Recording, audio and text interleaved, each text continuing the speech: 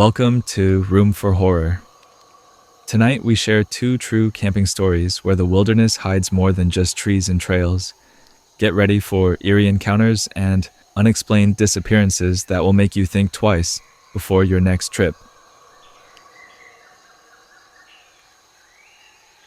For years, hikers had whispered about Lantern Lake, a tucked-away reservoir in the Pacific Northwest surrounded by thick pine forests and narrow dirt trails that barely showed up on maps. The kind of place that didn't make it into travel blogs or camping guides. It was too remote, too quiet, too easy to get lost in. Jake Meyer had always been drawn to places like that. He wasn't a thrill seeker exactly, just someone who craved solitude. After a brutal year filled with overtime shifts, a nasty breakup, and the endless noise of city life, Jake needed to disappear for a while. Not forever. Just long enough to hear the sound of his own thoughts again. Maybe even reset something inside him. So when he stumbled on an old message board post about Lantern Lake, written by someone who claimed the place was untouched and soul silent, Jake knew he had to go. The directions were vague, but that only made it more appealing. He packed light. Tent, food, water, headlamp, a small battery-powered radio, and one of those old-fashioned oil lanterns his grandfather had passed down. No GPS, no phone service once you left the main road. That was part of the appeal. The last town he passed through was barely more than a gas station and a diner. The cashier at the gas station, an older man with a grizzled beard and a crooked eye, looked over Jake's gear and said something that stuck with him. "Camping up in the woods?" "Yeah," Jake replied casually. "Lantern Lake. Ever heard of it?" The man stared at him, that crooked eye twitching just slightly. "Don't stay past the third night." Jake laughed it off. "Why not? Bears?" "Something like that." It was dusk by the time Jake reached the lake. The trail had narrowed so much he had to walk the last mile. But when he broke through the tree line and saw the still, glassy surface of Lantern Lake, he knew he'd found what he was looking for. There were no other campers in sight, no tire tracks or fire pits, just untouched earth and stillness so deep it felt sacred. He set up his tent a few yards from the shore, hung his lantern on a nearby branch, and watched as the forest swallowed the last of the sunlight. That first night was perfect. Cool air, the faint rustle of leaves, and that comforting feeling of being entirely alone in the world. He dozed off to the sound of crickets and the lapping of water. It wasn't until the second night that he noticed something strange. He was sitting by the fire, reading, when he thought he saw movement across the lake. Just a flicker, like someone walking through the trees. But it was gone as soon as he looked up. Probably an animal, he told himself, or his eyes playing tricks. But then he noticed the lantern. It was faint, deep in the woods across the lake.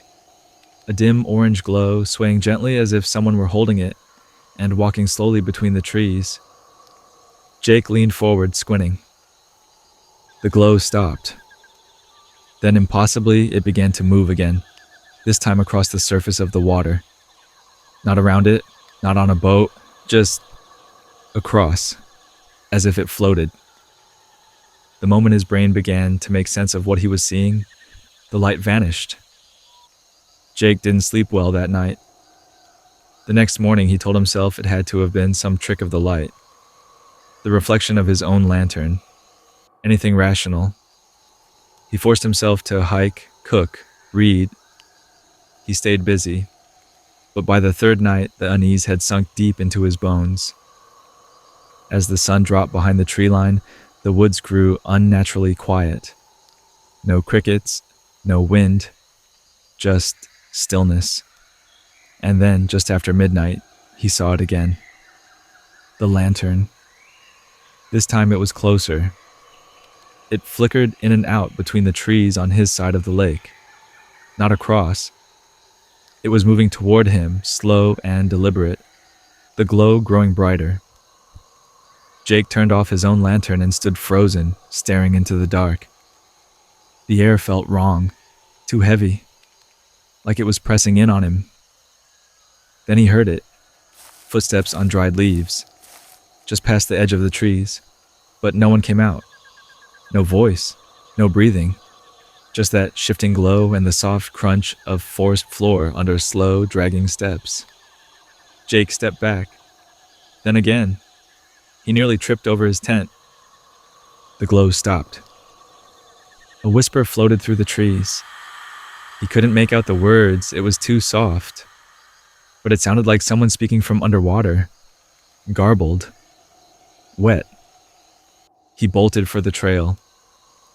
No flashlight, no gear, just the headlamp strapped to his forehead and the clothes on his back. He ran for what felt like an hour before collapsing on the side of the dirt road where his car was parked. When he finally worked up the nerve to go back in the morning, the site was undisturbed. His tent was still there, his gear, but the lantern, his grandfather's oil lantern, was gone. He never saw it again. Jake never told the full story to anyone. Not really. He mentioned the weird vibe of the place to a friend once, but left out the rest. He didn't want people thinking he'd cracked or hallucinated. But a few months later, he was scrolling a forum for obscure hiking spots when a post caught his eye. Lantern Lake, anyone else hear the whispering? The thread was short, only 2 responses. One said, "Stayed one night. Left the second I saw the light across the water. Felt like I was being watched the whole time." The other, dated almost a decade earlier, simply said, "Third night's when it comes close. Don't light a fire." Jake hasn't camped alone since.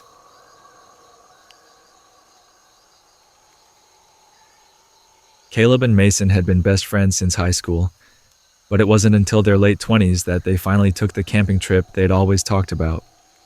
Just the 2 of them, deep in the mountains of Utah, far from cell towers, traffic, and what Mason always called the static of other people. The plan was simple: 4 days of backpacking through Zion's backcountry, sleeping under the stars, cooking on an open fire, and disconnecting from the world. Things went smoothly the first 2 days. The hike was gorgeous, if a little grueling, and the weather was perfect. They laughed, swapped stories, even got a little drunk on cheap whiskey by the fire. Everything felt exactly the way Caleb had hoped it would. Easy, simple, like being young again.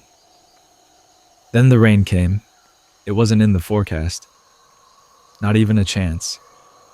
But sometime in the middle of the 3rd night, a storm rolled in so fast and violent it sounded like the sky was tearing apart. Their tent didn't stand a chance. The wind ripped it nearly in half and dumped a sheet of freezing rain directly on their heads. They scrambled to get their gear together, but the trail was already turning to mud. That's when they remembered the emergency shelter. They'd passed a wooden ranger cabin about 6 miles back, abandoned but still standing. A relic from the 70s, according to a plaque out front. 1 room, tin roof, stocked with nothing but an old cot, a dry fireplace, and a wooden bench. It wasn't exactly cozy, but it would be dry. It took them over 2 hours to reach it again. By the time they stumbled up the steps, both men were soaked to the bone, their boots squishing with each step. Lightning flashed behind them as they shoved that warped door open and tumbled inside. It smelled like rot. Old wood and wet stone and something else Caleb couldn't place, like copper or rust. But it was shelter. Mason got a fire going while Caleb tried to hang their clothes up to dry. They said little. The storm howled around them like an animal, and the inside of the shelter creaked with each gust. That's when Mason asked the question, "You closed the door behind you?" Caleb blinked. "Yeah." "Why?" Mason paused. "No reason. Thought I felt a draft." They both looked over. The door was closed, the latch drawn. Nothing moved. Still that night, neither of them slept much. Around 2 a.m., Caleb woke to the sound of whispering. It was faint, too faint to make out words, but it was definitely a voice. Not the wind, not the trees. A low, rhythmic whisper like someone trying to chant through a mouthful of dirt. He sat up slowly. Mason was still asleep, snoring lightly on the cot. The fire had gone out. The room was dark. Only the dim beam of Caleb's headlamp lit the space in pale blue. The whispering stopped. Caleb scanned the room, heart hammering. Nothing. No one. He chalked it up to sleep deprivation and lay back down, pulling the damp sleeping bag up to his chin. But the next morning, Mason looked pale, shaken. "You hear that last night?" he asked. Caleb hesitated. "What, the wind?" Mason shook his head. "Someone talking. I swear to God, Caleb, I heard someone outside, just past the wall." They both stared at the far wall, wooden planks, rotting and damp with mildew. Behind it, just forest. Endless forest. Mason got up and checked around the cabin. Nothing. No prints, no animals, no sign anyone had been there. Still, the tension between them started to grow, like an invisible wire tightening. They stayed put, thinking the storm might pass. It didn't. That day was a haze of rain and paranoia. Mason barely spoke, pacing the shelter, muttering to himself. Caleb tried to ignore it, but by late afternoon, he noticed something odd. His pack had been moved. He always left it on the bench near the fireplace, but now it was under the window. He wouldn't have put it there. He hated sleeping near windows. He asked Mason about it. "I didn't touch it," Mason replied flatly. Later, Caleb found the small hunting knife he kept inside his pack just in case was gone. Mason swore he hadn't taken it. Caleb didn't believe him. That night, the whispering returned. This time, it was louder, closer. It sounded like it was inside the shelter. Caleb sat up fast, fumbling for his headlamp. Mason was already awake, eyes wide and unblinking in the dark. "You hear it too?" Caleb asked, whispering. Mason didn't answer. He just pointed. There in the far corner of the room, a shadow. At first, Caleb thought it was just a trick of the light. A tree moving behind the window or their gear casting weird shapes. But no, it was a figure, standing perfectly still. Almost human, but not quite. Too tall. Its head tilted too far to one side, as if its neck were broken, and its arms, they hung too long, fingertips nearly brushing the floor. Caleb froze. Then, in a blink, the figure was gone. The next morning, Mason said they had to leave, storm or no storm. Caleb agreed. They packed as fast as they could, barely speaking. But just as they stepped outside, Mason stopped. "My journal," he muttered. "What?" "I left my damn journal inside. I'm not leaving it." Caleb insisted they could get it later, that it wasn't worth it.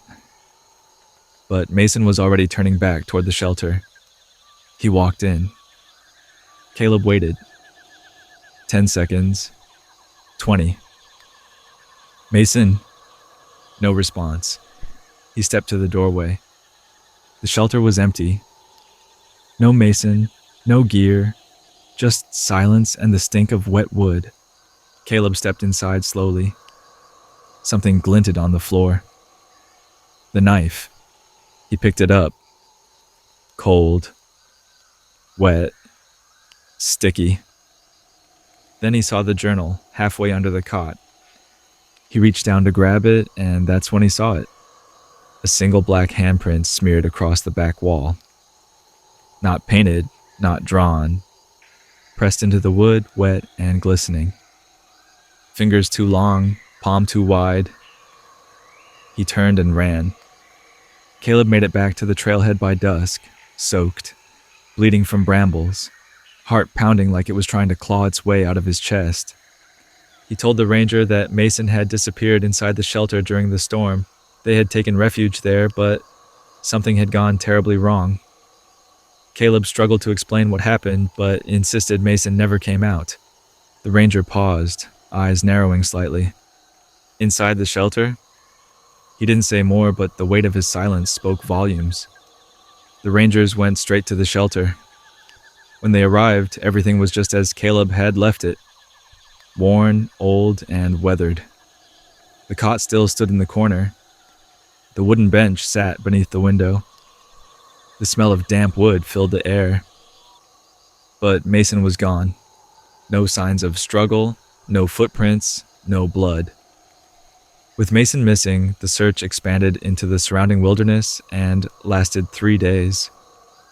Despite their efforts, no trace of Mason was ever found. Caleb never mentioned the black handprint smeared across the far wall, nor the tall, twisted figure he glimpsed in the shadows. They wouldn't have believed him anyway. Weeks passed. Sleep became a stranger. The whispering haunted his dreams. Every dark corner seemed alive with unseen eyes. He hadn't opened Mason's journal since he found it. But eventually, he gave in. It's mostly drawings, trees, stars, maps, and a series of sketches in the back, dozens of them, all of the same figure. Tall, bent-necked, arms too long, eyes scratched out. The last page simply reads, "It lives in the shelter. It waits until the storm." Thanks for listening. Out there beneath the trees, something always watches. The fire goes out, the forest goes quiet, and that's when it comes closer. Subscribe for more true horror. Sleep light next time you camp.